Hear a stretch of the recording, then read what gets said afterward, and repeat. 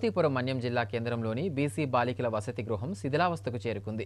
వసతి గృహం పక్కనున్న భవనం ముందు భాగం కూలడంతో ఆ భవనానికి ఆనుకుని వసతి గృహం ఉండడంతో ఏ క్షణంలోనైనా ప్రమాదం జరిగే అవకాశం ఉందని విద్యార్థులు, వారి తల్లిదండ్రులు ఆందోళన వ్యక్తం చేస్తున్నారు.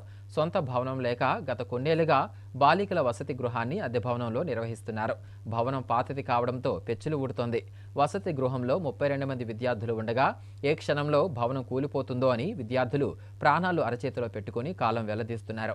ఈ విషయాన్ని జిల్లా వెనుకబడిన తరగతుల సంక్షేమ అధికారి అప్పన్న వద్ద ప్రస్తావించగా భవనాన్ని సందర్శించడం జరిగిందని, వేరే చోట అద్దె భవనం చూస్తున్నామని 1-2 రోజుల్లో విద్యార్థులు అక్కడికి తరలిస్తారని సమాధానం చెప్పారు. మన పార్వతీపురంలో pre matric girls hostel SNP కాలనీలో ఉన్నది చర్చ్ వీధిలో. నేను సడన్గా ఆ ఎలివేషన్ ఇంతకుముందే బాగాలేదు, అది నేను సాయంకాలం పడిపోయింది. అయితే ఆల్రెడీగా మేము ఒక బిల్డింగ్ చూసాము, దాని గురించి ఆ ఓనర్గారితో మాట్లాడుతున్నాము. అవకాశం ఉన్నట్లయితే ఆ రెంట్ ఫిక్సేషన్ అయిన తర్వాత దాంట్లో మార్చడానికి ప్రయత్నం చేస్తున్నాం. అయితే అక్కడ తక్కువ మంది పిల్లలు ఉన్నారు, 32 మంది పిల్లలు ఉన్నారు. ఆ బిల్డింగ్ ఎప్పుడైతే దొరికితే ఇమీడియట్గా మార్చి ఏర్పాటు చేస్తాం.